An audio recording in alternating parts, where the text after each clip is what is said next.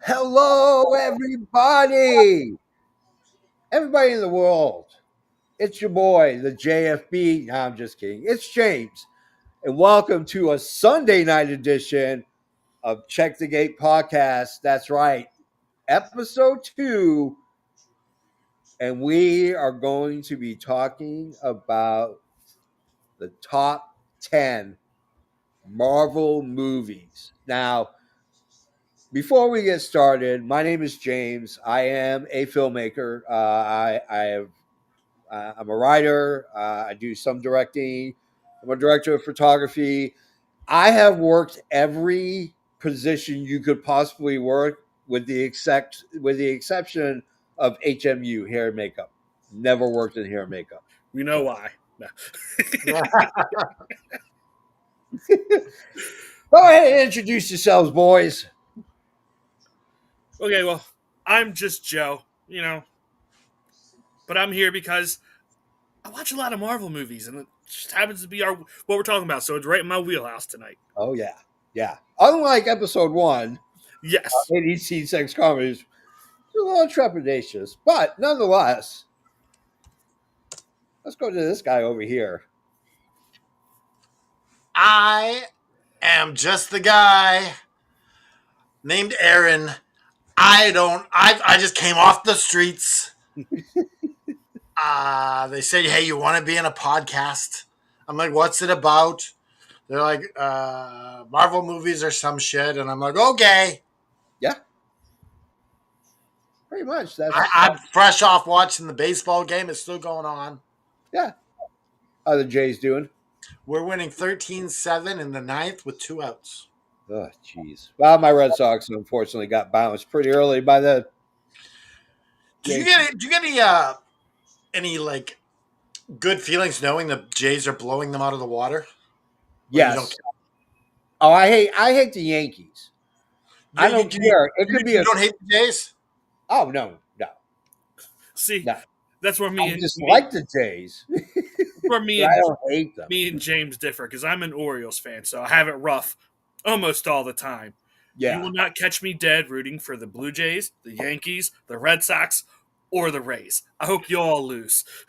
Who do you hate the most, though, out of all those teams? The Yankees. So, in a way, you're like, good that the Jays are winning then. Yeah. I mean, yeah, but then Like the lesser of two evils, if you will. I guess you could put it that way, yeah. I'm a huge Spike Lee fan. I love Spike Lee as a writer and a director. I think what he's doing now is absolutely groundbreaking.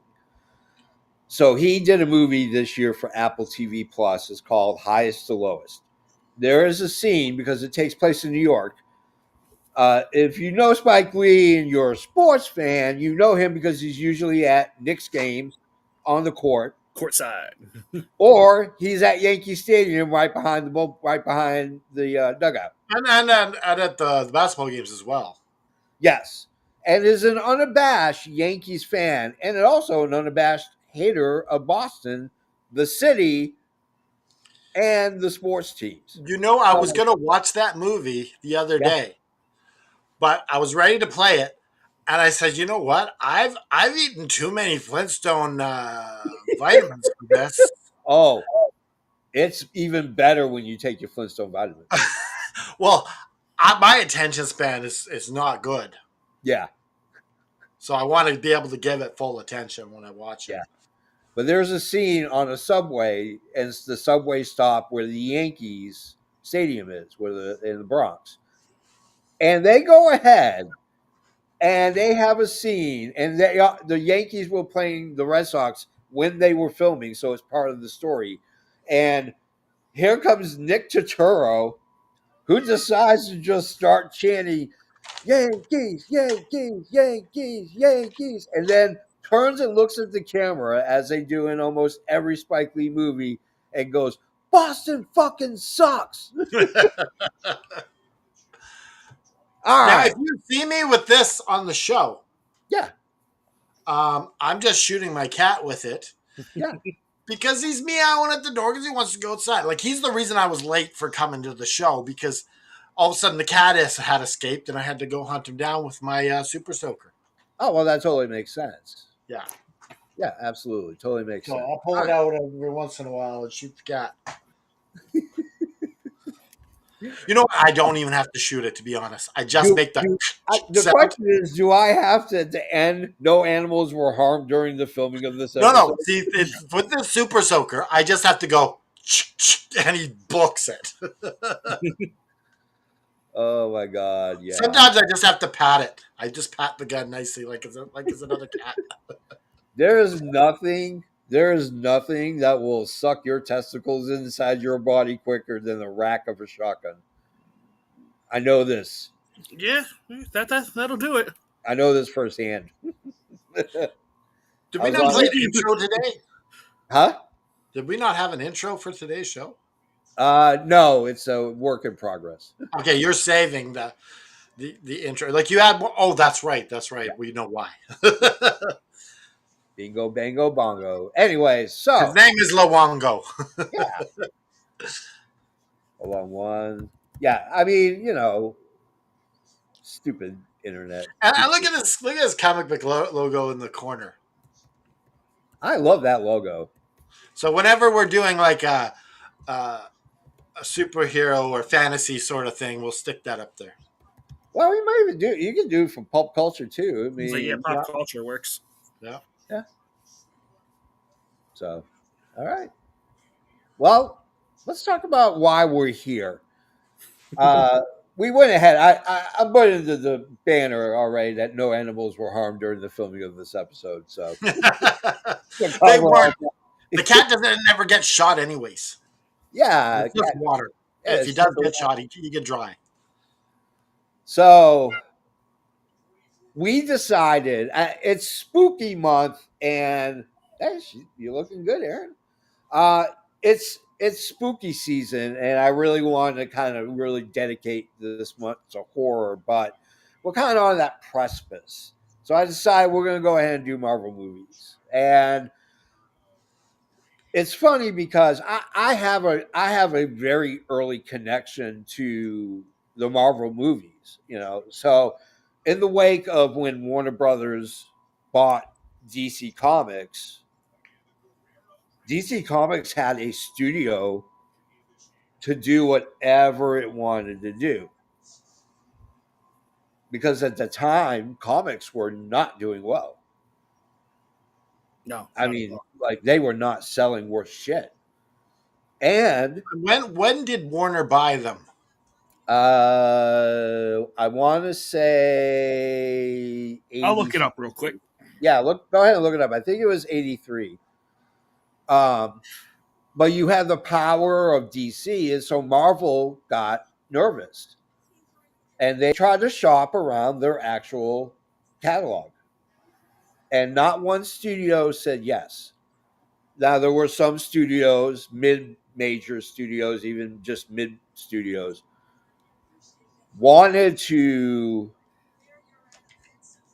make Marvel movies. So Marvel did the stupidest thing they've ever done in their entire life, and that was they started selling the rights to the characters. Bing, bang, boom. So now you're in a situation where Fox has all the mutants. Sony has all the Spider-Man. And Fantastic Four went to Roger Corman. So I mean, like there were a lot of people involved in trying to get it. And one of the first ones was Howard the Duck, which I would love to dedicate an entire episode to Howard the Duck because there's a lot of effed up shit when you're dealing with Howard the Duck behind the scenes, let alone the disaster it was in the theaters. But so I don't think they were ready for Howard the Duck. So you think Howard the Duck is still even beyond its time? Yeah, I think. Have you made Howard the Duck now? Yeah, I think it does well. I think the time that they made it, it doesn't work. It's you don't lead off with Howard the Duck. Well, I think the problem is that they designed it to look like a kids movie, and that thing is anything but a children's movie. Like, it's raunchy. It's really raunchy. What universe is Howard the Duck? Is he in Guardians of the Galaxy universe? Yeah, Yes. yeah. I mean, Kimmy So says, like you made hit if you brought Howard the Duck out, yeah, in between any of those Guardians of the Galaxy movies, and right, that's his debut. Oh my goodness, right? right, Oh, I mean, honestly, it didn't even need to be a movie. With Disney Plus, you could have made shorts. You could have did a little limited run series for Howard the Duck. yeah, yeah, So, real quick on that whole DC being bought by Warner Brothers, according to Google AI, yeah. not it says Warner Brothers, they didn't directly buy DC, but they came to be the same company through multiple mergers. Okay, I that have makes sense. what was that? That makes sense. Yeah. But I guess so. When the Superman movies, the original Superman movies were made, they were the ones they weren't part of the same company at that point. So It's hard to say because that beast has had many masters. So, in 1967, Kinney National Company acquired National Periodical Publications, which was DC Comics. In 1969, Kinney National Company purchased Warner Brothers 7 Arts. And then in 72, Kinney spun off its non-entertainment assets and renamed itself Warner Communications, officially placing DC under the same corporate umbrella as Warner Brothers. And then in 77, National Periodical Publications changed its name to DC Comics. So it's a So convoluted. yeah, the answer is yes. They were the Superman movie. They were owned by Warner then. Yeah, yeah, Yes. oh yeah. They've done, yeah. Anything DC has ever done has been through Warner Brothers. It's a 100. very convoluted history, apparently. Yeah, I mean, to be honest with you, comic book history alone is fascinating. I read a amazing the word I'm looking for completely escaped me. It's not a documentary, it's a book. It's a Biography? a biography about comics. And I mean, they go deep. And it's amazing. One, about maybe 20% of the creators ever got credit Oh, yeah, for that's the like that's a comics that they, yeah, like Bill Finger. Bill Finger was intricate in creating Batman, not Bob Kane. It was Bill Finger and There's a Bob. whole documentary on that. There is, and it's That ridiculous. documentary is amazing. Yeah, and the fact, and it made me even giggle a little because Warner Brothers had to go back into their archives, redigitize with the additional credit. Because if you watch it now, even Batman, even Michael Keaton's Batman, Bill Finger is credited with creating Batman. So it should have been like that from the beginning. They're dual created. They're dual credited, right? yeah, it's a dual credit. So I mean, speaking of rights, before we get into our list, like yeah, Hulk is like the biggest issue now with Marvel because Marvel can't do solo Hulk movies because Universal owns the rights. yeah, Like it's so crazy just how But you're allowed to do them in the Avengers. So he's allowed to be in team up movies and things like that. It Yeah. just can't be a premiere. He can't be the headliner of a movie. yeah. So could you make a Hulk versus She-Hulk movie? No, No. because That's why like there hasn't been no like. That's why we basically got like World War Hulk in Yeah. 4. Yeah. You can take the elements of the movie and interweave them into other projects, but it Yeah. can't just be World War Hulk or anything like that. Yep, that is correct. Yeah, and that's the issue. So I mean, after Howard the Duck in '89, you had Punisher, you had Captain America in '90, and you had the Fantastic Four in '94. Those two are the most infamous of Infamous. shitty movies. And they were never released digitally. The only way you can watch Roger Corman's Fantastic Four is if you go to a Comic-Con. If you go to Comic-Con and buy a bootleg, same with Captain America. If you want to watch that Save your original, money. These movies were horrible. Save They your were. money. I have them. I have them in my collection because it's history. I mean, I'm a collector of a lot of stuff when it comes to film, and one of those that I am always doing is I buy corny cult classic movies. Like, It's just like the way if you I want am. to own them to collect them, yes. But if you want to watch it just to watch it, there's no Oh, I need to. watch it once a year. I'm You know, sure I All- feel you're invested in. I'm talking about like your average person. Oh yeah, no, your average person off the street ain't gonna watch that shit. No way, it no was how. bad. No, I feel though that Brian Cage could have been on this episode with us. absolutely 100%. Just like I completely agree. he's got all these toys behind him on the show yesterday. I'm sure he would have been vocal about what our top 10 list will be. Oh God, yeah, yeah. Especially because he's a Marvel guy, not a DC guy. Um,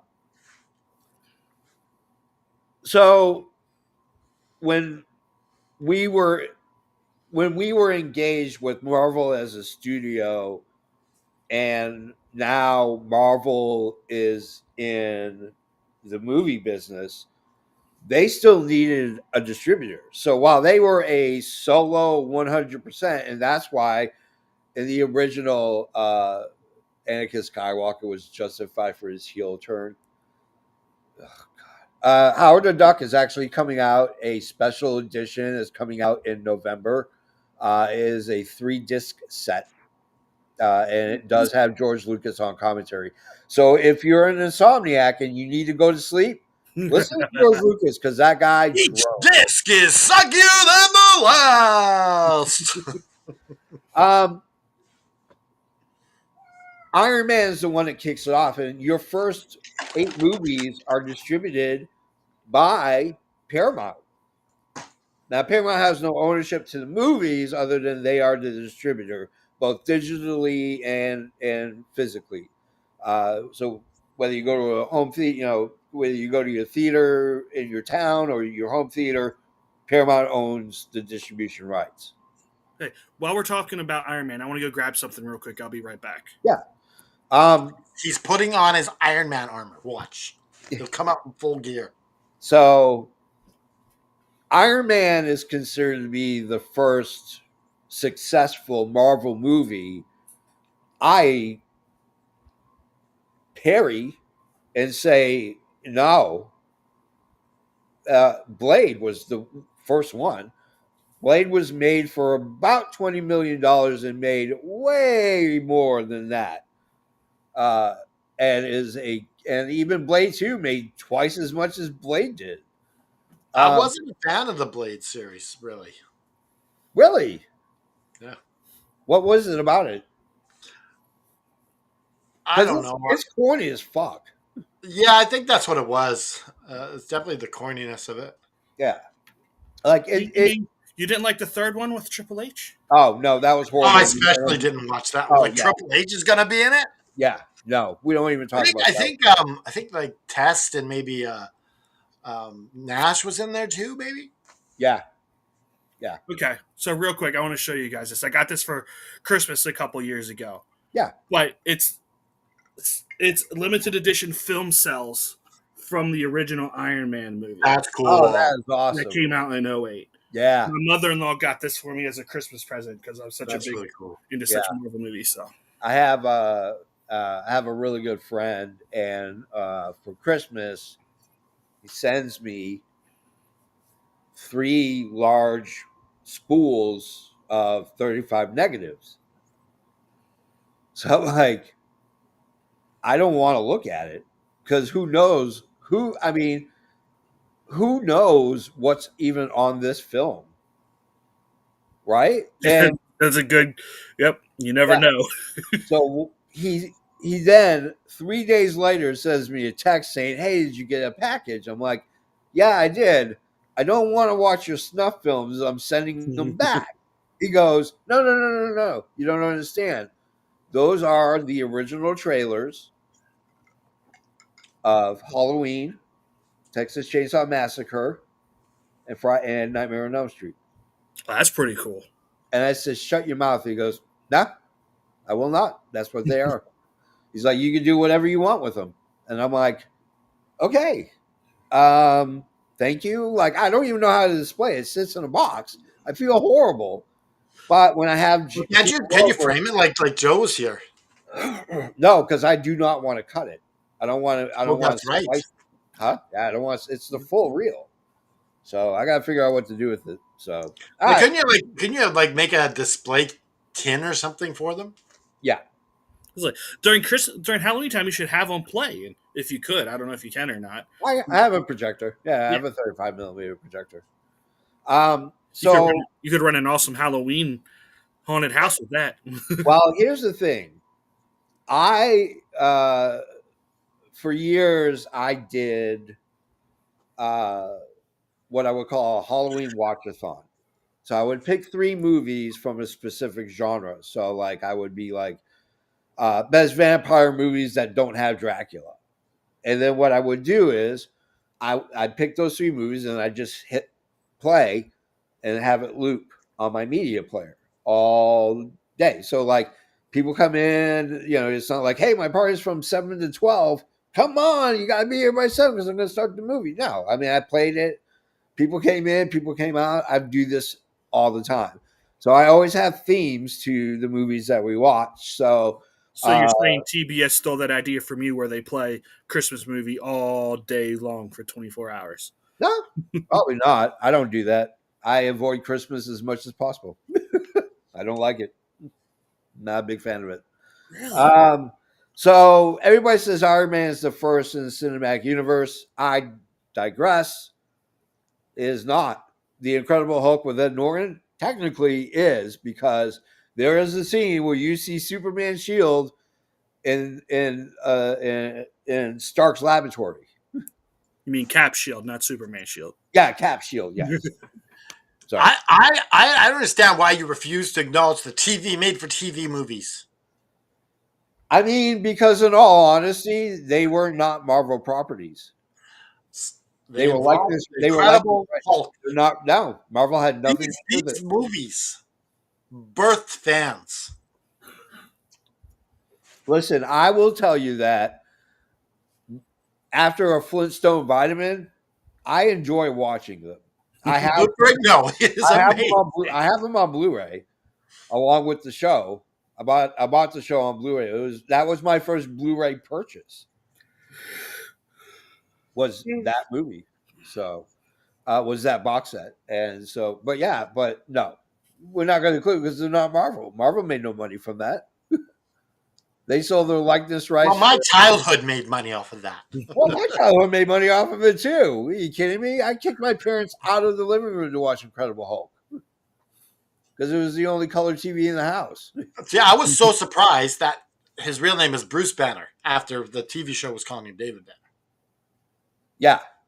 Well, they called him David Banner because they didn't have the rights to Bruce Banner, and they also thought it sounded. That's what it was. Okay. Well, that, and they thought also that it didn't. It sounded effeminate, so they didn't want Weird TV executives back in the day. Oh yeah. I mean, How dare you change the naming scheme of every superhero? Have just the same letter. it's you have to understand that the studios themselves actually hire psychiatrists or psychologists and counselors. Mm-hmm. And they do that because they want to understand better who they market these movies to. It's an exact science. Like you can get a doctorate in marketing and you will never work for a studio outside of maybe fetching I coffee. feel like with some of WWE's better gimmicks back in the day, they kind of followed this recipe too for their names. Yeah, absolutely. Yeah, it's all alliteration. It's easier to say it because you can say, "Oh, it begins with a B, Bruce," or you can say, "Oh, yeah," or Like Banner. Hulk Oh, Hogan is like the perfect example. yeah, absolutely, 100%. All right, so 75 movies have been made in total. Actually, 76. I did not include the Fantastic Four. Forgive me, but 76 movies in total have been done. We had to pick 10, and I'm telling you this. I want to preface this. by saying this. Okay. This. In no way, shape, or form is this going to be the last time we talk about another 10 Marvel movies. There will be a part two. Yeah, Okay. If there's Avengers can split into two, check the gate can as well, my friends. All right. So, So, question before we get this list going, JFB. yes. Did you watch like the live Spider-Man TV show? Oh, you're talking about like in the late 70s, early 80s? Yes. Did you watch that one? Absolutely. Yeah. Hey, guess what? I have that in digital. I'm not digital, but I had to buy a bootleg because it's not available. And I guess you have the old Shazam too. I do have the old Shazam. Yeah. He's got everything. All Yeah. right. Like people are going to tell you that all of a sudden, just because Marvel Comics pissed out Iron Man and set forth upon changing the game, I mean, I totally lost train of thought. Damn it! All right, Okay, do the list. Do the list. no, real quick. Should we specify where we're getting our 76 movies from? That it's Fox, Sony, Marvel / Disney. yeah. That's it. It doesn't matter what the studio or the distributor it is. It all comes down to the importance of these movies in the cinematic universe, and it also includes the fact that it's not just in the universe, it's any Marvel movie. So you can go back a millennia and pick a Marvel movie. You can pick Howard the Duck, and it could be on this list. Would I advise it? No. But Well, we someone, got when we talk, we do vetoes, so I don't think Howard can make it. yeah, this right here, he would veto and then re-veto to bring it back to put it on the list. But I guarantee you, some corny shit's going to be on the next 10. Hey, I just made my stand. Like, I just made a stand because I didn't like how high Black Panther was. I mean, well, when we We'll talk get about to, that when we get there. Yes, we'll get there. We'll get when there. we get there. Yes. All right. So let's start with number 10, which was really odd. The number 10 is Spider-Man from 2002. I think what's weird is that a lot of your superhero movies previously to Spider-Man started becoming very corny. And it lost touch, and then superhero movies became lame. The Batman movies are a perfect example. Like, I love Joel Schumacher. I love him to death. It's unfortunate that he passed away, but that gay bastard man made the two gayest superhero movies ever. The last two Batman movies with Val Kilmer and George Clooney. Like, You mean you didn't like the bat suit with nipples? no, or the back card or any of the other shit. But here's the thing: you had a lot of independent films that were doing comic movies and were doing well. So we get to that reality, but there are movies that changed the game. And Spider-Man is the one that changed the game because he made being a superhero cool again, relatable to the kids, because he was that nerdy kid. He was that nerd. And he got these great powers. And he learned a lesson. Uncle Ben dies. And by the way, spoiler alert, we're going to just spoil the hell out of these movies. So if you haven't seen it, you might want to just mute. And if you haven't seen it, what is wrong with you? Yeah. Just Spider-Man. Right. But like Spider-Man changed the game the same way the Dark Knight changed the game. The same way that Iron Man changed the game. I think the best equivalency you can do for this movie is Tim Burton's first Batman compared to Spider-Man. I think they both are so groundbreaking. Yes, At the time. absolutely. Yeah, it changed the game.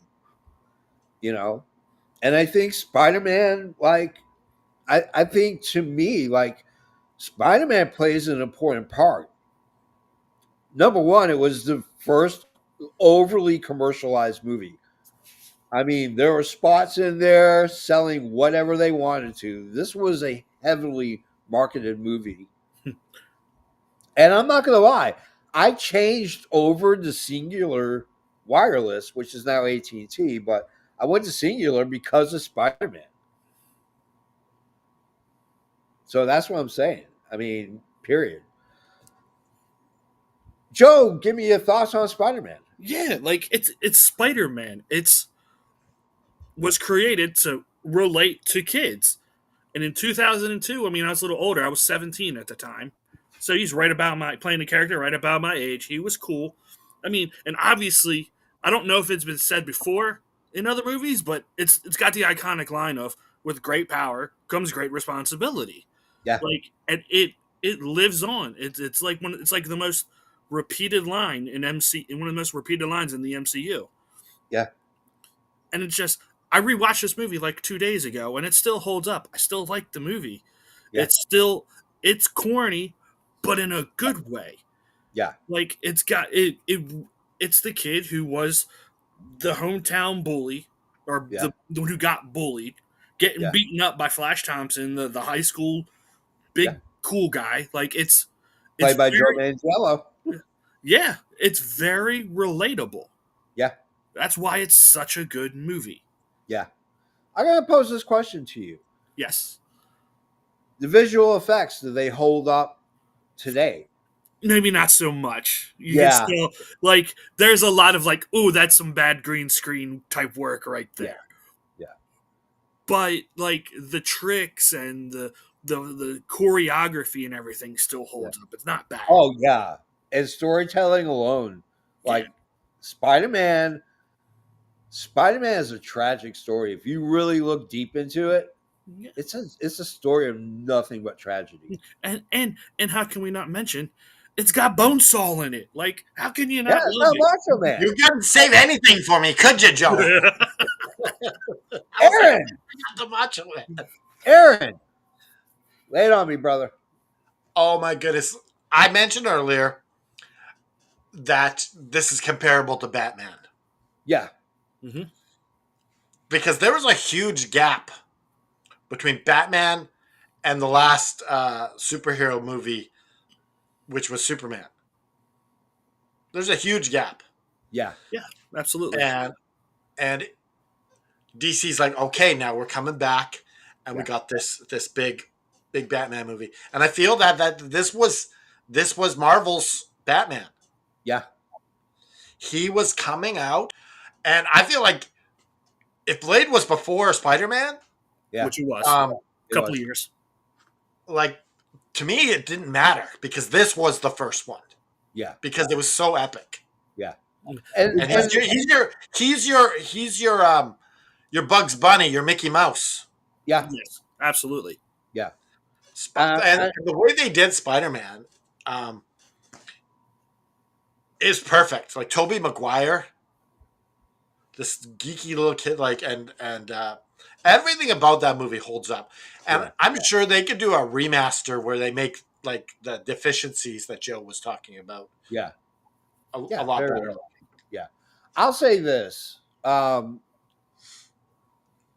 When you talk about Tobey Maguire and this connection between Spider-Man and Batman and how they changed that game, both actors were ridiculed and the studios were ridiculed for even thinking of casting Michael Keaton as Batman, the guy from Mr. Mom, Right? Gung Ho.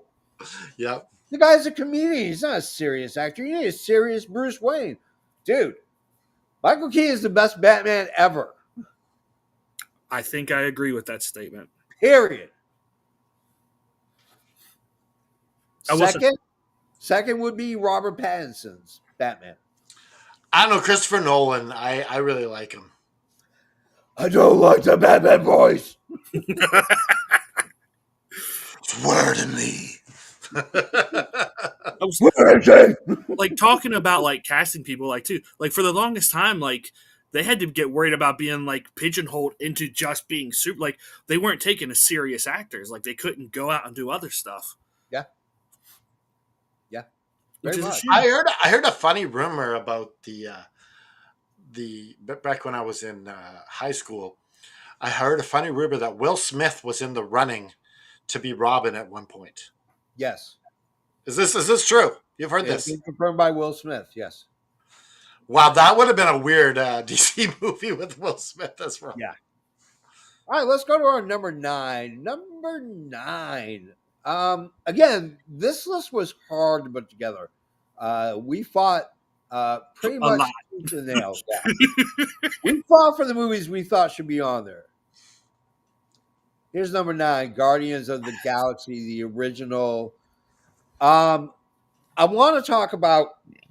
Ooh, excuse me. Whew. I want to talk about James Gunn. But you can't talk about James Gunn until you talk about Sam Raimi, the man who directed Spider-Man. He got a lot of shit because this is a guy who directed some of the best horror movies ever. But he was a horror movie director directing low budget stuff. Even his own original superhero movie, which was Darkman, okay? Darkman looked fantastic, but the visual style of Spider-Man is all due to Sam Raimi. And I love the fact that he kept true to who he is as a director. Is Darkman a comic book character? Yes. Who Yeah. with DC or Like Marvel? like a really indie publisher. Okay. I was like, I've never heard of that character, so I know it's not DC or Marvel. And so I bring it back to James Gunn, because James Gunn had indie cred up the yazoo. This guy shit awards like he was going out of style. And I'm saying this because when it got announced that James Gunn is going to direct Guardians of the Galaxy, the MCU fanboys collectively shit their pants and got online and started complaining. They don't even know who this guy is. I interacted with a few and even asked them, like, well, what's the, I mean, out of all his movies, what's the one that sucks the least? And they're like, well, I don't think that really matters. They all suck. And I'm like, you've never watched a James Gunn movie. He has several superhero movies, including one that's called Super with Rainn Wilson. What a great movie. Great movie. Violent. There's no doubt about it. This is a violent movie. I'm all for Because James the corporation killed his parents. Yeah. I'm all for, okay? I'm all for James Gunn getting one of the most obscure comic group in Marvel Comics history. I didn't even know. I'm an avid comic book reader, and even I never heard of the Guardians of the Galaxy. And so I'm like, you know what? Marvel's taking risks. Nobody's ever heard of this group, and nobody's ever heard of your writer and your director, and the actors that he carries with him. No matter what movie he directs, they are in. Michael Rooker and his brother, Sean Gunn. Speaking of Michael Rooker, did you all see the tweet that came out the other day? No. I guess they were joking around and they said Michael Rooker is going to be the new Robin in the DCU, and he tweets underneath, "Who the hell do I need to fire?" And he's a little old to be Damian Wayne. Yeah, like He's a little old to be. He's a little old to play Batman. Yeah. But Damian Wayne, like, unless this is a future thing where Batman's retired already and he's in. And part of me wondered, like, what's a his biggest budgeted movie was $10 million, and that was Super. How in the hell is he going to comprehend and deal with a $250 to $500 million movie at the end of the day. And all I thought was, holy cow, he's going to have like $400 million to play with, and he gets to be James Gunn. Okay, I'm for it. I was there on opening night to watch Guardians of the Galaxy. It is an It's based on James absolute. Gunn. No, I didn't see James Gunn. No, I went to a local cinema. No, no, what Um, I'm saying, you went based on knowing James Gunn is I making it. went on James Gunn alone, and I left. And the first thing I did was I went home and went to bed, and then I woke up, and then I went online and I downloaded a shitload of Guardians of the Galaxy comics to read because I was going to be flying and I wanted to just start. I wanted to have my iPad with me, and I fell in love with this. I love this movie. And to me, it is probably one of the most purest non-Marvel movie ever. It's a standalone. Yeah, you get interactions with the Avengers and all this other stuff, but I mean, for the most part, it's a standalone franchise all by itself. Joe, give me the 411. What do you think of Guardians of the Galaxy? Yeah, I love this movie. Like this, when we were talking about the list, this was one of my four that I wanted on this list, and it's because, for one, everyone thought Marvel was absolutely stupid for taking these C-level characters and giving them their own franchise. Now, what most people don't realize is they had to do stuff like this because in the late 90s, they sold away their X-Men and their Spider. They sold away X-Men, Spider-Man, Fantastic Four. That's all people cared about with Marvel was those three characters. That's those three IPs. So Yeah, they But you had, didn't own your main guy. You sold away Spider Man. yeah. yeah, So looking back at it, I don't think anyone could hold a candle to James Gunn directing this trilogy. I don't no, think anyone else could do it justice. I it it has the right amount of action and comedy in it. It's great, but it knows when to take itself serious. Like in the second one, I can't remember which one, I'm drawing a blank, but when Yondu dies, like that shit hit me in the feels, like oh for yeah, real. oh But it crushed me. but going back to the first one, another reason why I love this movie so much and the whole trilogy is the songs that we get to hear. Well, like the Oh yeah, soundtracks are phenomenal for this trilogy. yeah, That alone makes it a top 10 movie for me. yeah. And I mean, and that's on brand for James Gunn. He loves music. When I first got into film, I'm not a big, huge music guy. I listen to what I like, and I will sometimes go off of recommendations.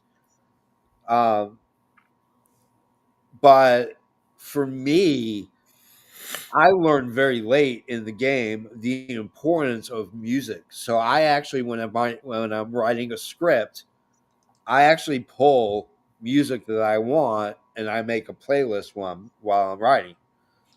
And it helps creatively so I know like the beats of the song and the beats of the story. So Aaron, did you already talk about it? You know, it's weird hearing my name in that Yeah, way from you. um, what I like about Guardians of the Galaxy is it doesn't feel like a superhero movie. yeah, It's in the same vein as Star Trek and Star Wars. All these you know space movies, yeah, and they're not inherently heroes. They're they're outlaws in a way, right? yeah, And they're just kind of like falling into situations where they have to be heroes yeah, and they rise to the occasion. Um, yeah, I don't think anyone could have made these Guardians of the Galaxy successful if James Gunn isn't part of this. yeah, You get one flop movie and it's over. yep, absolutely, So 100%. Guardians of the Galaxy, like they made Groot into something. Yeah. Merchandise wise, Groot wise, everyone knows who he is. Oh, of course. And so, And they uh, rebooted him at the same time in the first did movie. who did Ant-Man? That's not Uh, good. oh, Ant-Man was Edgar Wright. Yeah, see, they tried to copy that recipe with Ant-Man. It doesn't hold a candle to Guardians. Well, so the first one is very much an Edgar Wright movie. Edgar Wright, if you don't know, wrote and directed Shaun of the Dead, Hot Fuzz, The World's End, uh, Scott Pilgrim versus the World. Great movie. Yeah, great movie. Yeah, you don't get as much in the first movie, but you do in the second, and you do in the third. Very much in the third. That third movie is nothing but Edgar Wright, plain and simple. So, all right, let's go to what are we on, number 8? Yeah, number 8. Let's go to number 8, and that's going to be this Logan. Oh, wrong one. I was like, Never mind. oh, what are you doing? I thought it was going to be Black Panther.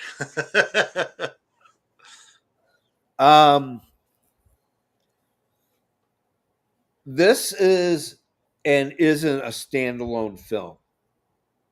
If comics didn't exist, if comic movies didn't exist except for this movie would be one of the greatest superhero movies ever. You have James Mangold, who is an auteur action director. This guy gives you can tell you can do a 90-minute, you can write a 90-page script about your journey to kill a turkey and give it to James Mangold, and he's going to give you the grittiest shit you've ever seen in your entire life. That's James Mangold. That guy is a brilliant writer. He is a brilliant director. Now, I just recently watched Logan probably about 3 or 4 days ago. I've seen it multiple times. I tend to watch it about once or twice a year. But I watched it in the black and white version. Ooh. And that, if you have access to it, if you bought it digitally, it's part of the digital package. If you bought the 2-disc special edition on Blu-ray, the second one is called Logan Noir. And it makes it even grittier. It gives you a dark, sunken feeling when you're watching this. Because you're witnessing the end and the beginning all at the same time, all smack dab in the last 5 minutes of this movie. If you aren't bawling your nerd eyes out, you do not deserve to breathe. Remove yourself and go to space, my friend. Joe, lay it on me about Logan, brother. Man. Wax poetic. So, you are right. This is an absolute standalone. Yeah. But this movie does such a phenomenal job of just wrapping up the stories of Professor Charles Xavier and Logan to where Would you if think they it never, would be like an epilogue to the X-Men series? like, Yes. yeah, if it's so good that if they never came back in the MCU, I would be perfectly fine with this. Yeah. Like it did such a good job of wrapping up Logan, like telling him about being poisoned from his adamantium and then introducing X-23. She's a fucking badass. My God. Yeah. And on top of that, it's rated R, so they don't hold back. Like from the jump of this movie, Logan is just, oh my God, he just so much blood and gore. And it was great. Like this movie, I love the fact that it was rated R. It's like because I don't think it would have done justice if it wasn't an R-rated movie. Yeah.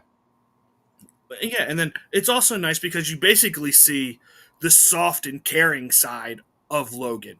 Yeah. Which you've only ever seen was for Jean Grey Yeah. and no one else. He Yeah. just doesn't give a fuck about anybody else. Nope. Like it's Everybody just doesn't bother. yeah, it was just I love it. It's another good. It's a really great movie. Like Yeah. it's It's a another one great, of you the know what it is. It's not just a great Marvel movie. It's a great superhero movie. yes. Aaron, It's give on me the your thought. list. Yeah, I adored this as well. I don't think I'd watch it in black and white. I can't get into that sort of Yeah. thing. I've got color. I want color. Um, the one major thing I would say about this, and if this was like played in front of a wrestling arena, Yeah. all the fans would be saying to Patrick Stewart, "You still got it." Mhm. Like Patrick Stewart at his age still like knocks it out of the park. Yeah. And like this is his premiere performance as Xavier. Yeah. Like you almost feel like he's uh he's channeling a little bit of old Picard there as well. Yeah. Oh yeah, absolutely. He chews it up. I mean, when they announced the X-Men and I was waiting to see who was going to play Professor X, and it so happened to be that it was Patrick Stewart, I thought it was fantastic. I was like, I mean, this is a guy who's trained Shakespearean actor, went to the finest schools of acting. I mean, I would be remiss if we didn't call him Sir Patrick Stewart. Yeah. He is Yes, knighted. correct. He is knighted. So I always find it wild also that he ends up in this sci-fi genre. yeah, exactly. Yeah. His autobiography is actually very, very interesting. I read it several times. Loved it. Great one. All right, let's go to our number 7. Here's where Aaron goes thumbs down. No, No, is it not? no, Oh, okay. it's Iron Man. Oh, okay. Yeah. Yeah, let's talk about Iron Man. I'll get it Director. right one of these times. I blame Joe for this one. So here's the thing. Iron Man is probably the entryway into the cinematic universe. Now, Absolutely. the only reason why it is because of the post-credit sequence. If that post-credit sequence didn't exist, you're talking about Iron Man, and then 3 years later, maybe Iron Man 2, and then maybe trying to reintroduce the cinematic universe. Iron Man plays a very important part. I have told many people, and I've said it on several podcasts that I've been on, that there are very few. I can count the number of perfect movies on my hand, and Iron Man is one of them. To me, this is a perfect movie. You want to talk about risk? You secured a $800 million plus loan from Bank of America to finance your studio with no distributor at the time.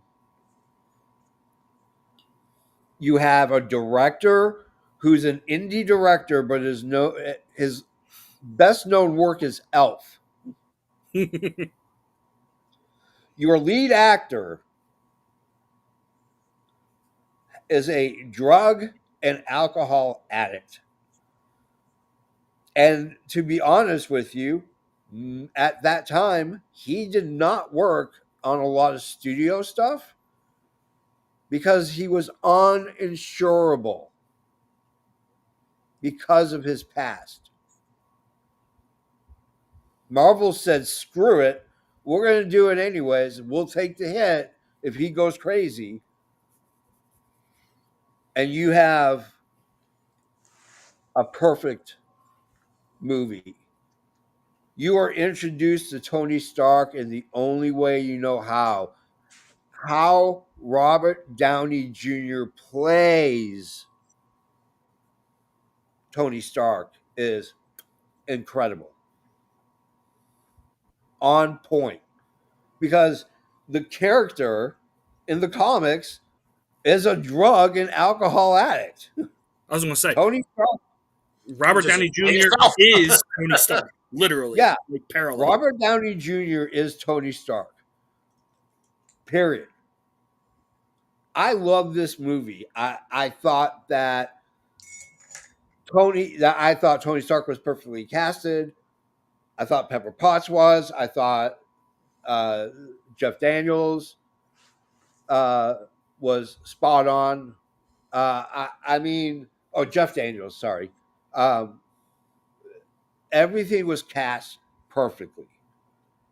Even Rhodey was cast perfectly. Unfortunately, the person who played him is a raging lunatic and has a massive ego. Yep. Just like the reason why Ed Norton Jr. doesn't play Incredible Hulk anymore. Anyways, but I digress. This movie should have been a train wreck in every way, shape, or fashion because Iron Man was not a A-level character. Iron Man was B, At best. maybe mostly C. Marvel gave up on him years ago, and the kid from Christmas Story bought into this and brought this script to Marvel and said, "This is what we're going to do." Really, the Peter guy from the Billingsley. Christmas Story, the guy who Yes. shoots his eye out. Yes. Peter Billingsley is an executive producer on this movie. Wow. Again, shit. See, this is what I like about this show, Jeffy. These little nuggets. Yeah. Just because, I mean, it's little shit like that should wreck this movie, and for some reason, it is an amazing movie. And It's like the little movie that could, right? Yeah. And when you get through to the end credits, which you should always stay in the theater for, and I'll explain in a second, but when you get to that post-credit sequence, and Nick Fury, Samuel L. Jackson, baddest motherfucker in the entire universe, Hell yeah. runs in and says, "Avengers." Boom! You are off to the races. Now you are in the universe. All kinds of shit's getting ready to happen because you didn't really know about anything else. And all of a sudden you started getting release dates for Captain America. I mean, damn. Joe. Yeah. So I agree with you. This movie has no right being as successful as it is. Yeah. But I love this movie because Iron Man, he's not your typical superhero. He is very obnoxious, self-conceited. It's all about him. And in nowhere before time have we had a superhero like that was successful. Because you always had your Supermans, your Spider-Mans, I'm all about the community, I'm all about the people. Not this guy. He wants all the glory for himself. Yeah. But I think that's what makes it such a great movie. And it was, like you said, to take out an $800 billion loan to start your movie studio, and this is what you start with because you sold off all your A properties years ago, is arguably the greatest gamble in cinematic history. Yeah. And it paid off in spades. Yeah. That's like breaking into your grandma's purse, grabbing 100 and going to the track. And then you're like, "Hey, the 500 to 1, I'm for that, all right." Damn! I gotta sneak this $100 bill back in my grandma's purse by the end of the night. Yeah. It's just, this is a movie I've watched multiple times. Once again, love AC/DC being in the movie. Marvel, this will be a very recurring thing that I say. I love the music with these Marvel movies. Yeah. So I will point it out when I can. Heck yeah. Aaron. Yeah, I think like the Iron Man movie, I think we'd be best known as like this character that we didn't have a name and a face for. It's like, oh yeah, there's Iron Man. don't know anything about him. Yeah. Yes, he had a. They mentioned him on Seinfeld. They wondered. Yeah. Remember? Do you remember they're talking about? Is he naked underneath that thing? Yep. But I think yeah. So this character comes to life because of Robert Downey Jr. Yeah. Absolutely. Absolutely. And Absolutely. he's everyone's idea of what Iron Man is. Yeah. Like, Like, I will say, I feel bad when the MCU reboots, which is coming, for Yeah. who has to follow Robert Downey Jr. as Iron Man. Yeah. it's it's gonna be tough. Like another one would be who's like Wolverine. Who's gonna be Wolverine? That's gonna be hard too. I mean, he's way too old to play him, but Glenn Danzig actually at one time, according to the director of of X-Men, that Glenn Danzig was going to play Wolverine. And the only reason why is because of a video when it was announced that the X-Men movie was happening. The rumor was that Glenn Danzig was going to be Wolverine. Nothing was confirmed yet. People started posting videos of Glenn Danzig getting the shit kicked out of him in a fight backstage at a concert. Oh yeah, he can't be our Wolverine. You can't take a solid punch like that. If you got a glass jaw, you can't play Wolverine. All right, let's go to our number 6. Do do do do. It is Black Panther, ladies and gentlemen. When I say that Marvel takes risks, majority of the time it's worked. Again, you are now right near the acme of Marvel universe. It is ever consuming. It's not just the movies that are coming out every 6 to 8 months. It's the merchandise. It is the references, the nerd culture becoming suave. All this is happening because of a bunch of superhero movies. I've seen them all in the theaters, and I can tell you this. Mhm. When Iron Man first came out, most of the people that were in there because they wanted to see Iron Man. They were stoked for this movie. The last Avengers movie that I went to, I thought I was at a club. Yeah, times have changed. Yeah. So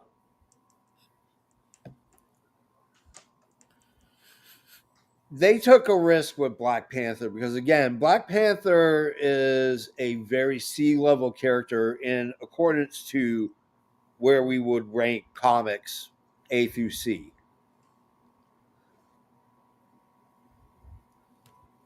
He played an important role. Jack Kirby created him.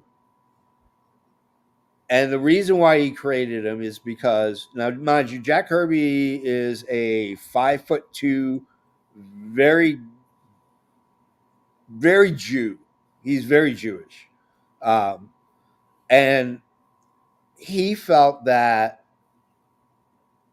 that African Americans didn't have the opportunity to have themselves represented, and that's the reason why he created Black Panther.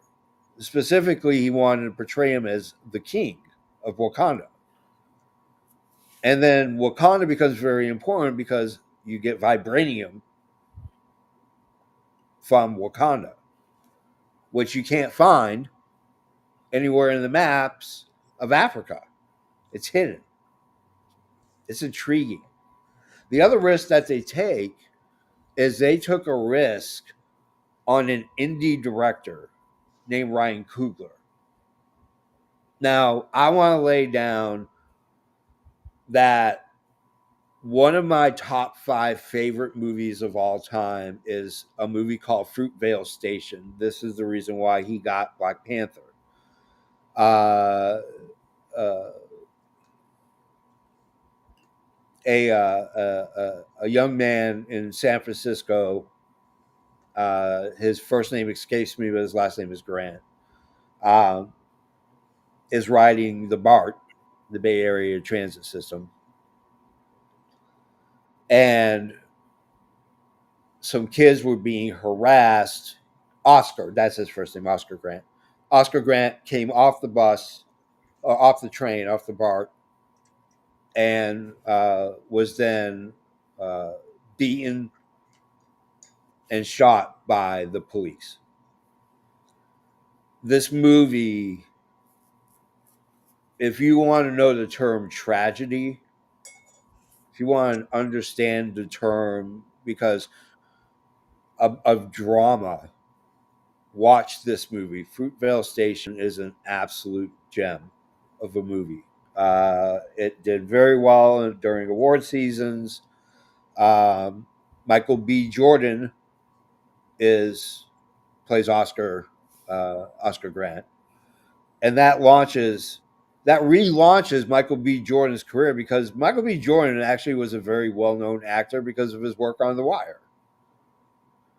And then you get a guy named Chadwick Boseman to play Black Panther. While he's battling cancer,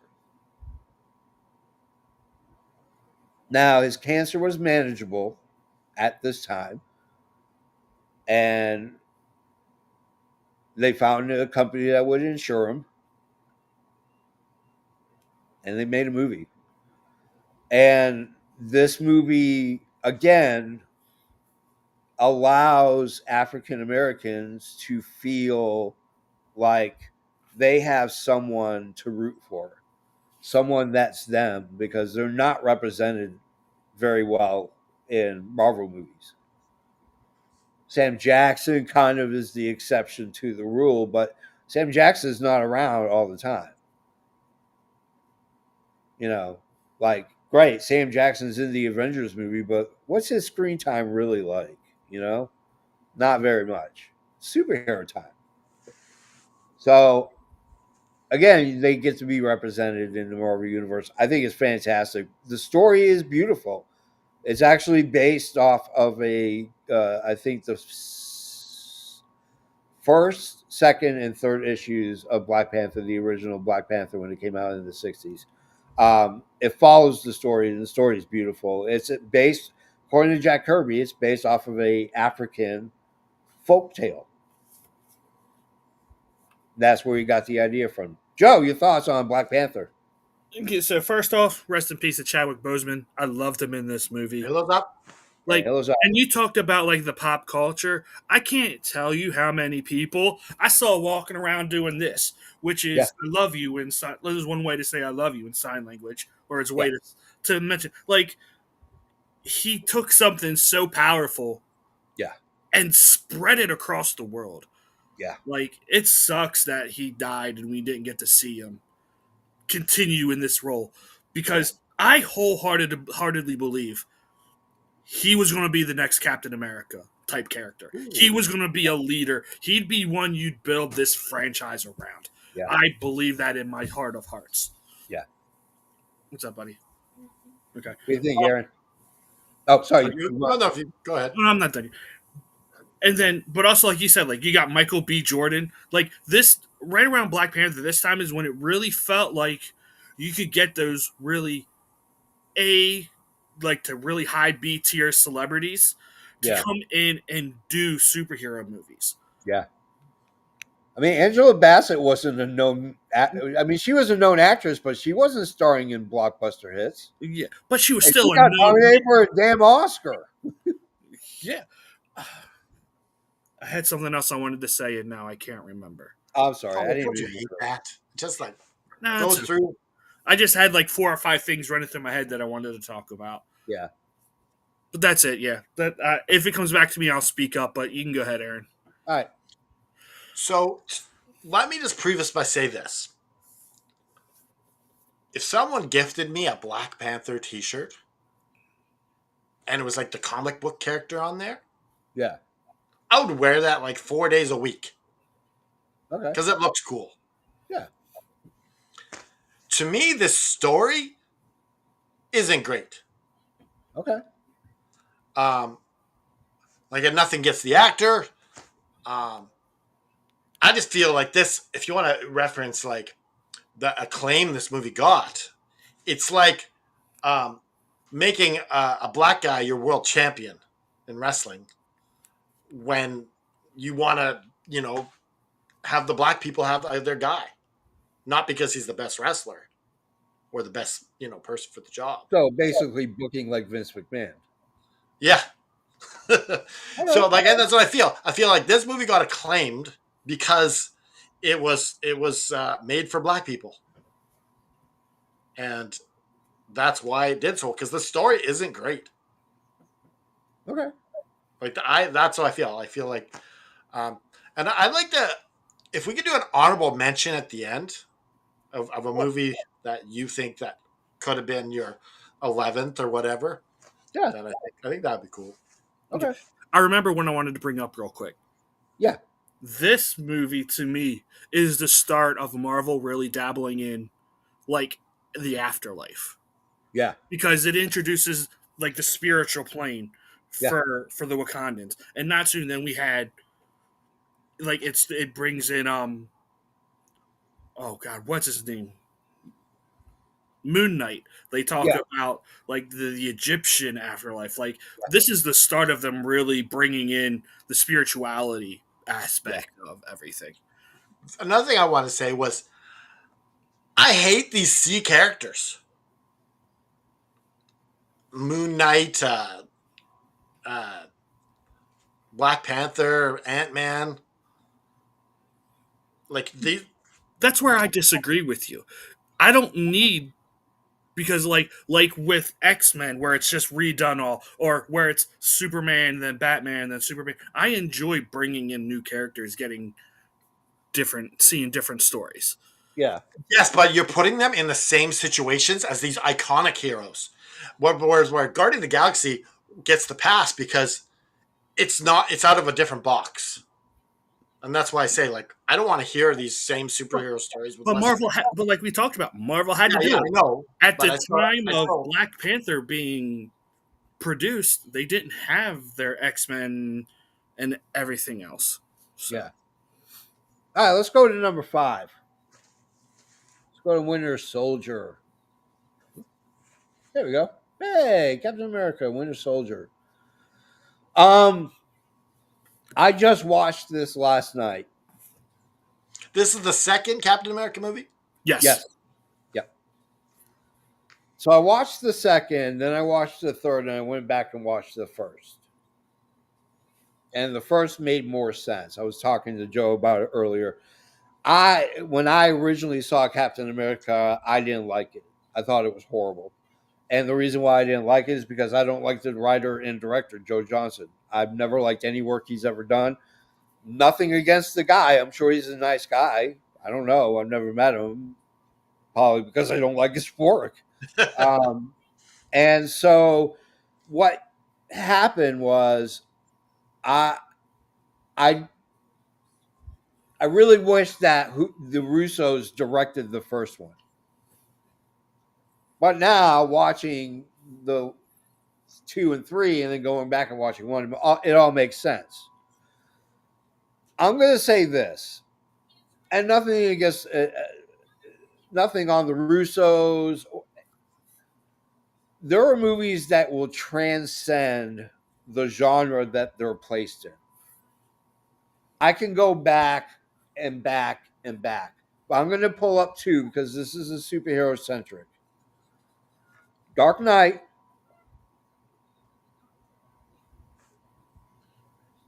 Winter Soldier. Dark Knight was a crime thriller, a detective story. Because essentially that's what got to remember, there's a reason why he originated in the comic called Detective Comics. Because he was a detective. He doesn't have superhero powers. Neither when you're looking at Winter Soldier, it's a spy thriller. in both movies, if you remove the bat suit and the Captain America costume and the Winter Soldier arm thing and yada yada yada, if you just made it what it was, these things you would still be seeing billions of dollars. Yeah. Look at James Bond. Look at James Bond. Look at James Bond. Look at Tom Cruise and his Mission Impossible franchise. Yep. Billions upon billions upon billions. I can write a piss poor James Bond film, and they are so desperate that they buy it for $1, and they'll still make $1 billion. Even if I just have it where James Bond is always relaxing in a chair somebody else is kicking ass. JP, I gotta say, you gotta charge more than $1. No, I'm gonna do just a buck. I'm not greedy. I gotta get my name on the screen. Listen, we somehow. need some of that money for AFW. Gotcha. All right. But that's what Winter Soldier is. It is a spy thriller. Joe, Winter Soldier, my friend. Yeah. I've been on record. Me and James are talking. Captain America is the greatest MCU trilogy. You can't change my mind about this. And I love the Winter Soldier. I won't try. I love the Winter Soldier because, like you said, this is a spy thriller. So I watch it, and sometimes I forget that I am watching a superhero movie. I just it has elements of your spy thriller. It's because he's not always in his Captain America suit. He's just walking around in plain clothes. I love the introduction of Bucky as the Winter Soldier. That fight that those two have is awesome. One of the best fight scenes in the MCU. Yeah. And I go back. This is another person where, like, Marvel in the very early days nailed their casting. Yeah. Chris Evans as Captain America. I don't think they could have picked anyone better to do it. Yeah. I think it's. No, go ahead. I'm just going to say their whole the MCU Trinity: Captain America, Iron Man, and Thor. Spot on castings. Yeah. Here's the thing: if you were to disconnect Captain, because that's the thing they did with Captain America, excluding the first one, the second Winter Soldier, the third one, which was Civil War. Both of those are very unique spy thriller and kind of spy thriller, but mostly spy thriller action film. They have no connection to the Marvel universe except for a couple of characters. There's no real connection to the Avengers until you get to Civil War. Winter Soldier has no connection to the Marvel universe, and it is by and far the most superior Captain America film. But you're right. Aaron, your thoughts? So let me also say this I like this movie, but I do not like Captain America. I think Captain America is your worst character by far. He's like Ned Flanders of the Marvel universe. He's boring. He's a cup of water with bread for dipping. Okay. And I think that he's from a bygone era. Yeah. He needs to be a little bit more grittier. Well, and we eventually get that. Not in these Marvel, not in the. You don't get him like this in the Captain America movies. Maybe later on in the MCU, but not a Captain America fan. But this movie, it was pretty good. Yeah. All right, let's go to number 4. That's gonna be this one right here. The Avengers Infinity War. All right. I'm going to say this. This is going to be a hot take. I didn't like the first Avengers movie, but I understood the reason why it's there. just didn't. It wasn't my cup of tea. It was great to see everybody together. It was great to see them all working together. But I was like, the shawarma scene was the best scene in the entire movie. And that was Well, filmed like 6 weeks later. Yeah, plain and simple. I didn't like the second one either. I was like, I get it. I understand its purpose. You're introducing new characters. You introduce one and then kill him. But I didn't get into it until Infinity War. Because they broke this up in two. You have Endgame and you have, and to be honest with you, you could flip flop either one on this list because they both have iconic scenes Yes. and they both involve a snap. Joe, take us home. Yeah, Or like no, I'm sorry. Take us to Wax take us to poetic. yeah. So Infinity War is the culmination of like 20 movies or so, like 15 years of interconnected stories yeah, coming to a head. yeah, And it's great because this isn't, you can say what you want, this isn't an Avengers movie. This is a Thanos movie. yeah, It does such a great job of fleshing out this character, yeah, just explaining everything. And the fact that I went to see this movie the first Thursday. I always go yeah, Thursday nights because I don't want spoilers. To sit there and walk out of this movie and my jaw was dropped because I didn't think Marvel had the guts to end this movie like they did, yeah. I where agree. they snapped away the future of their series. The Yeah, bad guy wins, yeah, and the good guys are just utterly defeated. yeah. You know what it is? It's the equivalent to Empire Strikes Back. Yes. You end on such a sour down note. You're like, damn. I remember walking out of this movie theater at like 9 o'clock because I go to the earliest showing as possible because I'm a Yeah, nerd and I just want to see my movies. yeah, I remember just talking to this guy and this kid, like, I can't believe what we just saw. He's like, there's no way that happened. I was like, yeah, like, it's such a moment because with Marvel and most superhero movies, the good guys are supposed to win. yeah, And that's not the case with this. And honestly, it was refreshing yeah, because we know what's going to happen ultimately. But at this moment, there's this like moment of disbelief. Like, I can't believe yeah, I just saw what happened. yeah. And Absolutely. like it thinking back, like I still get amped from it.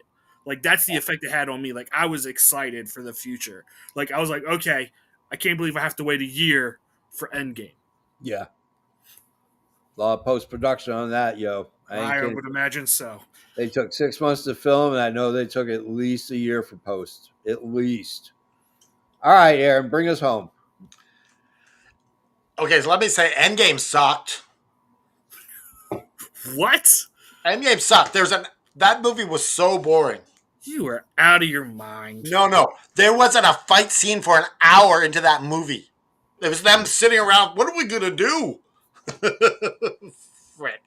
Anyways, this movie though, this was the better of the two. Um, and it Joe's right. They took it, it took balls Yeah. to end the movie the way they did, Yep. and I I loved it. Like that. That's like it leaves you on the edge of your seat. Yeah. Endgame didn't do that. Yeah. It's just like, okay, we know what's going to happen, and this had to finish the story off. This didn't do that. This was the denouement, Okay. ultimate climax. Yeah. Where to go but down after that. There you go. All right, let's go to number 3. Number 3 should be very familiar. It's the Merc with the mouth. Time to make the chimmy fucking chongas. It is Deadpool here. You wouldn't have Logan. You wouldn't have the Batman. You wouldn't have had several other R-rated superhero films if it wasn't for if it wasn't for Blade, because Blade was rated R, but um, Deadpool. Let me tell you about how well this was marketed. The only time you could watch the trailer, well, you could watch it online, but if you wanted to see it on the screen, you had to go to a romantic comedy.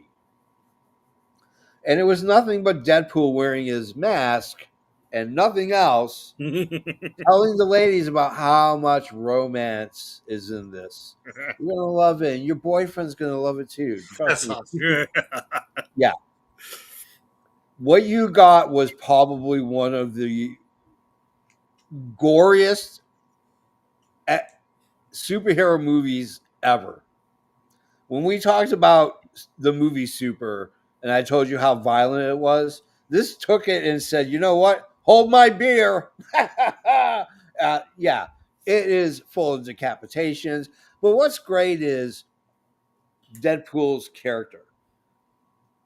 If you ever read the comics, he's the merc with a mouth. He's sarcastic with a heart. He's got a heart, but only for certain things and certain people. You got the spitting image with, and only Ryan Reynolds could have played Deadpool. No one else could have played Deadpool but Ryan Reynolds. When they I'm sure announced it, someone could have done it, and in some other universe, in some other timeline, we're yeah, getting this fucked up Deadpool that's played by someone else. yeah, exactly. Ryan Reynolds is the epitome of Deadpool. I loved Deadpool. It got released on Valentine's Day. That's There hilarious. were a lot of upset girlfriends, but it made kabillions of dollars in merchandise. I've never seen so many people just wearing Deadpool. I'm like, oh, Deadpool, what's your favorite issue? Oh, I love the movies. Oh, cool. What's your favorite? And they're like, I'm like, oh, what did you think about the Brad Pitt cameo in Deadpool 2? He's like, oh, I didn't see Deadpool 2. I just saw Deadpool 1. I thought it was cool. Patoosh. Joe, sing praises about the merc with a mouth. Yeah, this is just it's such a great movie. Like you said, it's rated R, so you get the blood and the gore, but at the same time, you see like the inner softness that is Ryan Reynolds' character. Like you can tell, like he's a badass, but when it comes to Vanessa, no one messes with Vanessa except him. I can tell you my favorite moment, my most favorite romantic moment is when she strapped it on and gave it to him. Oh, That right there says, Valentine's Day, right? yeah, yeah, that right there says love. Period. There yeah. you go. Like is and like he's so vulgar. Like once again, he's a different kind of superhero. Not even Yeah. superhero. He's an anti-hero is what he is. Yes. But it's refreshing because it's different than what we have had for so long in the superhero genre. Yeah. And once again, he's also vaguely connected with the X-Men, so you get all those inside jokes. Love that he breaks the fourth wall. Yeah. Like that's what's so great about him. Well, and I love the fact that Fox was like, sure, go ahead and use them. We're not using them right now, Yeah. because that's a collaboration Mm-hmm. between Marvel and Universal, who eventually. Wait, so this is not Sony didn't make this movie? No, it was No. Sony Marvel only and has the Universal. Spider-Man IP. Yeah. Okay, wait, this is Fox's movies, right? Yeah, this Fox is owns Deadpool. Fox They and did. and Marvel, yeah. So So who's good. next? Aaron, it's his turn. Your turn. Bring it home. So Deadpool, like Ryan Reynolds is Vancouver. That's where I'm from. Mm-hmm. And Jebby said it, like no one could have played this guy. Not a person. Like you see Ryan Reynolds and his personality, and you think Deadpool now. Yeah. Um, I love the little things, and I don't know if this was Deadpool 1 or 2, but there was the Green Lantern nod. Yeah, Is That that was this? one. That was the that was post one. credit scene. Yes, yes. Every like the hand keep growing back. Yeah, baby hand. This little baby hand. The other thing about this is they really knocked it out of the park, Yeah, turning this action superhero movie into a comedy. yeah, absolutely. Like, Raunchy comedy. yeah, like they were able to combine the two. And when you go to a Deadpool movie, you know you're going to get some laughs. Yeah, Well, yes. yeah. You know you're going to be I mean, entertained because it's I not have going to. raucously snorted laughing. That's how fucking hilarious that movie was. The third wall is definitely the really cool thing. And yeah, it's also one of those things that when you make a movie like this, you're bringing this character. Um, you bring this character to the world, Yeah, taking him from the comic books and really allowing everyone to embrace him. I think Deadpool was a ripoff originally of Deathstroke. Yes. oh, he Not was. Yeah, not he was. not so much. I think he was No, they said inspired. like he's the counter to Yeah. Deathstroke, Yeah, because and it's Wade Wilson, Slade Wilson. yeah, Yeah, all right. and like normally the knockoffs uh, Aren't as good. aren't as good, Yeah, but they made him probably better yeah, than Deathstroke because yeah, Deathstroke he's got a one or two dimensional, right? yeah. Two I dimensional. will I will say normally, but I loved Deathstroke in the Arrowverse. In Arrow, I thought he was phenomenal. Yeah, But real quick, I do want to say also, I love that you bring up the post credit scene because he goes doesn't not only does he go back and kill his Green Lantern self, he goes back and kills the horrible Deadpool mouth stitched version as well. That Oh, we that's right. that in But X Men. there was at the beginning of the movie as well. There was a Green Lantern thing at the very start yeah, of the movie. yeah. The guy who, yeah, the opening credits are hilarious. Like some guy we found to direct the film, and like just sarcastic. It's very much a Deadpool movie from start to finish. Yes. Plain and simple. He even does a Ferris Bueller at the end. So So, who's the Jimmy? Who's the like the mastermind behind this movie? oh, the director, I can't remember his name off the top of my head, but he's a relatively older gentleman. Like everybody thought when you heard his name, you're like, oh, he's probably like 25. He's hip to, no, he's like a 45, 50-year-old guy who just understood the But who's the comic. James Gunn of this? I think Tim Joe's looking. Miller is the director. Tim Miller, that's it. Yeah. Tim Miller is a good director. If you ever get a chance, watch his filmography. It's impressive. The guy really knows how to make a movie. He just gives it a good raw feel to it.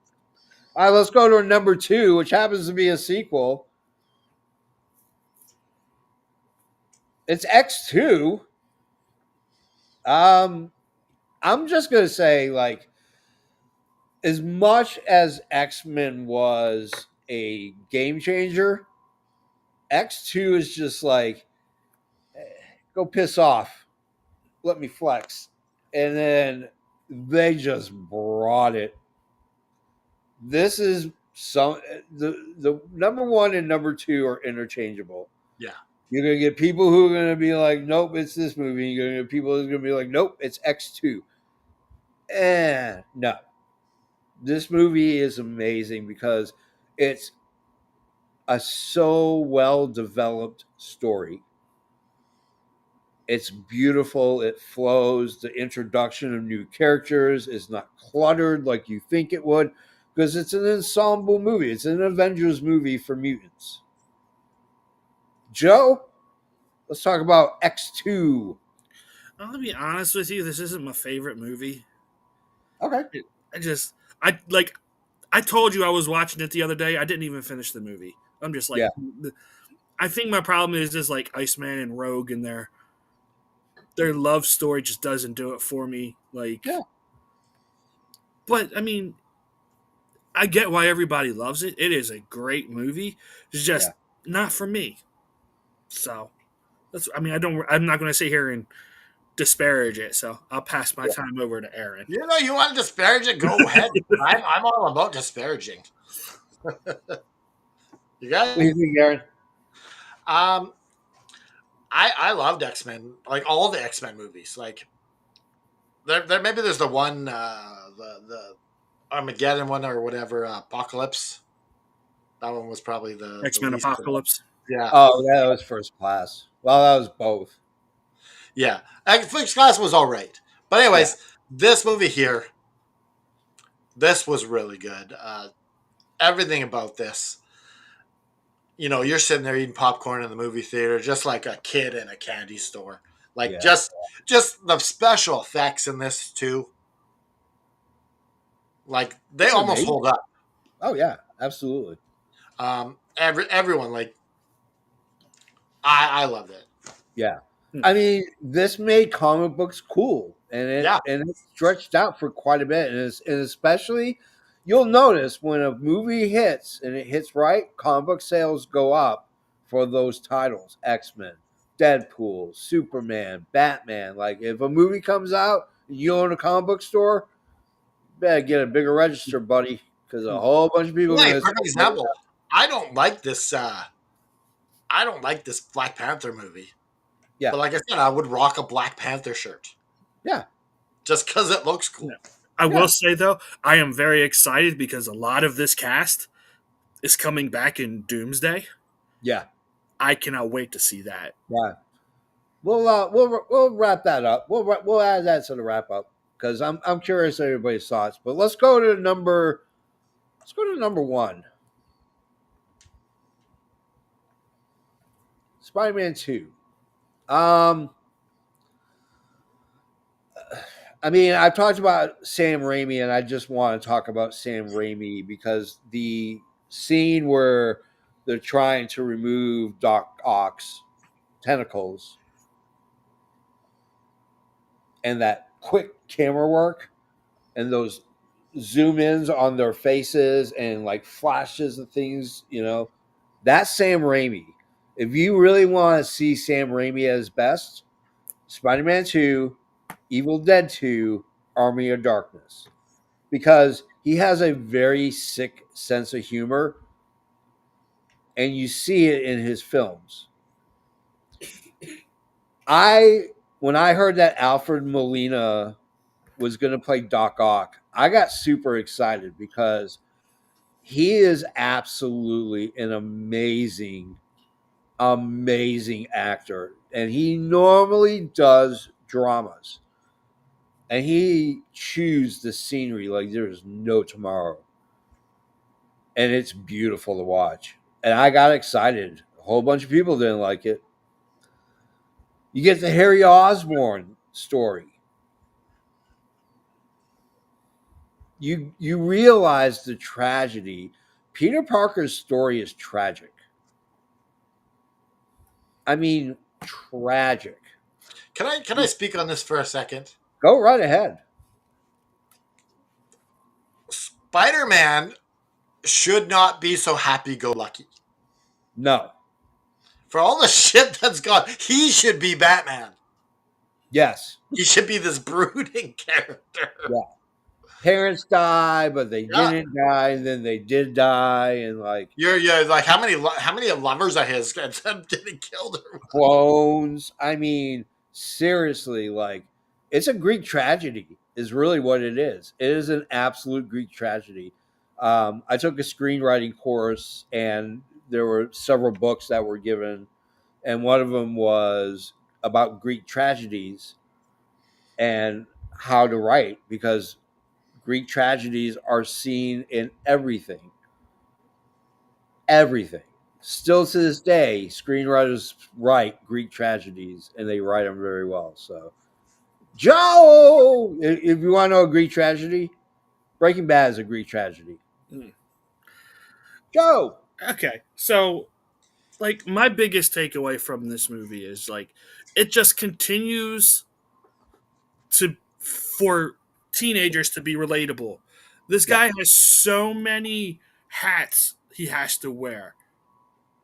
Nephew to his aunt, superhero, college student, trying to have a love life, trying to have, and it's just too much. It's just the stress of life gets to him, yeah, and that's very relatable. I mean, it's relatable now for me, for I would imagine for you too as well.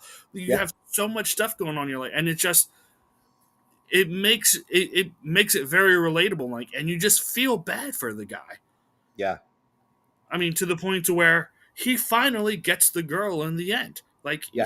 you're getting that happy ending that you don't really get in Spider-Man 1 Right. because he's still dealing with I have to protect everyone. Yeah, Where eventually in Spider-Man 2 he realizes it's just if I don't go for this, I'm never going to have that chance. yeah. So he And he does it. gives up. He gives up Yeah, being a superhero. yeah. For a good part of Spider-Man 2, he Yeah, throws his suit in the trash can. yep, There is no Spider-Man in a Spider-Man movie. yeah. Like that's It takes, unheard of. it takes Doc Ock to destroy the city to bring Spider-Man back. Yeah. Come on, Aaron. I know you So got that something to comes say. down to the core of what Spider-Man is. Yeah, With great power comes great responsibility. I don't know if you guys know this, but that's pretty much a Bible verse. yeah, Yeah. They just changed the words around. yeah, Um, Doc Ock makes this movie within the side story of Harry Osborn as well. yeah, And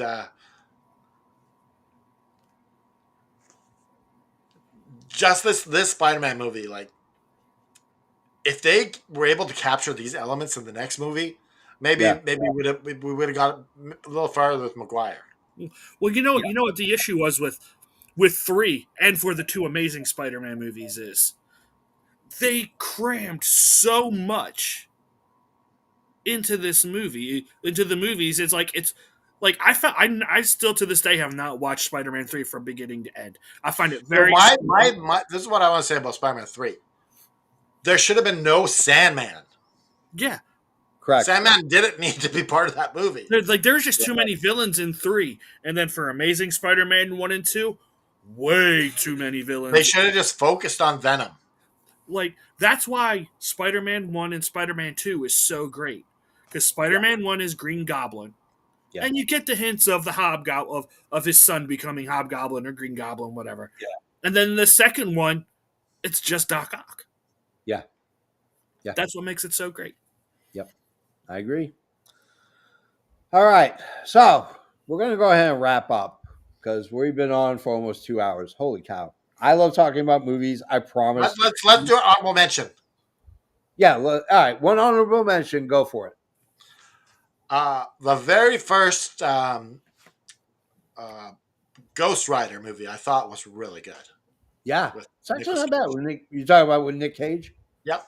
Yeah, Okay. it's a perfect movie. He chews the scenery, and superhero movies are all about that. Joe, what is yours?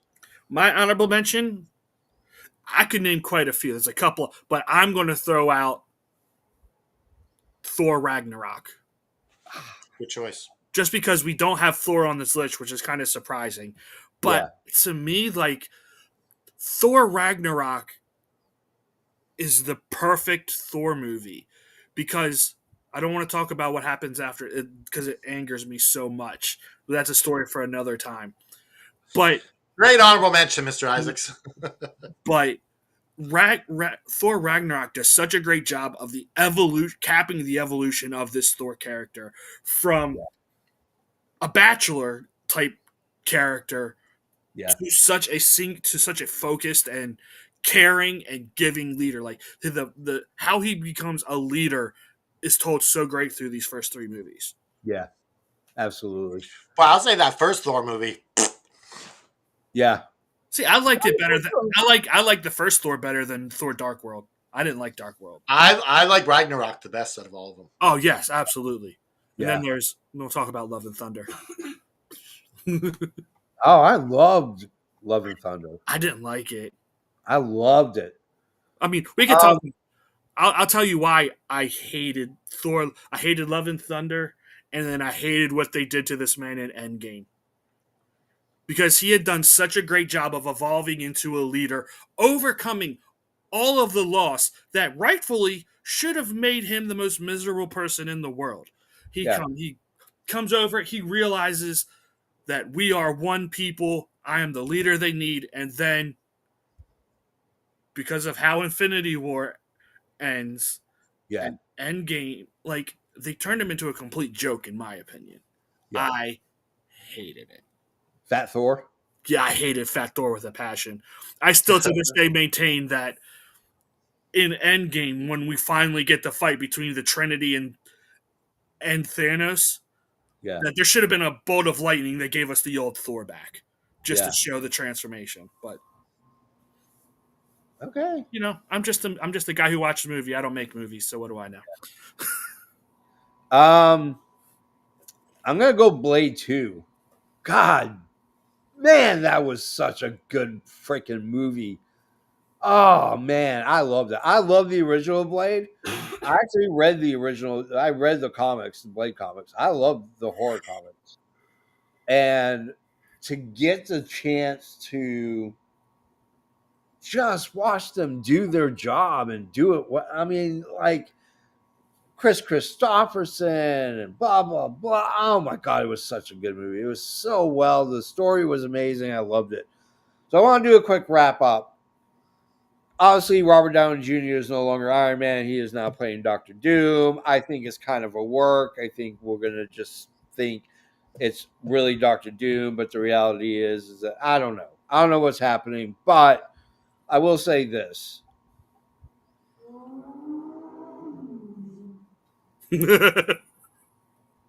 Okay. Okay, What was that? apparently traffic agrees. Oh, that Um, was a car that just drove by. oh, okay. Yeah, I think in all honesty, like I'm kind of wary about where the DC universe is going. I loved Thunderbolts, loved it. I love Fantastic Four, perfect movie, pitch perfect. Um, but I worry about Robert Downey Jr. basically playing Iron Man dressed up like Doctor Doom. Like that's kind of my worry. But he's a great actor, and I'm sure we're not going to get Tony Stark. We're going to get Victor Von Doom. So, Joe, what about you? Yeah, I had my reservations at first, Yeah, just because he is synonymous with Iron Man. yeah, But if there is anyone in this MCU that has earned the cachet and the trust with me, it is the Russo brothers. yeah. I will give I them the benefit of the doubt. I will say the thing that I want to see most in this movie is Peter Parker finally realizing that his mentor is now the villain. Like yeah, that to me is the most important interaction I think that I want to see. yeah. Okay. What about you, Aaron? I'm just like I'm coming in with an open mind. I'm just excited. Let's see what it does. That's all I'm Yeah. thinking. Okay. All right, guys, that is the end of the show. Next week, we're in spooky season. So the next few episodes are going to be all about spooky season. And I've decided to behest upon you, faithful watchers and listeners, greatest ghost story movies of all time. Top 10 ghost story movies.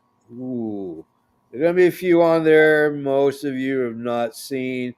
I might get a little artsy. Might get a little fartsy. You might But not see me next week. No. But anyway, so that's the end of the show. People, if you we have all the links are down below, all our social, all that fun stuff. SWA Sabers, I don't have the video pulled up, unfortunately. But if you go to SWA Sabers, the link is down below. They make two types of sabers. They make the cosplay ones, which are a little delicate, but those are usually for show. For show. And then you have the combat sabers, which is great if you want to just bludgeon your best friend in the head over and over and over again. You got a combat saber, that thing you're going to run over by a car. So that's 78 Sabers. Go check them out. So next week, greatest ghost stories of all time, top 10 list. On behalf of me, James, of Joe, and of Aaron, thank you and fiend.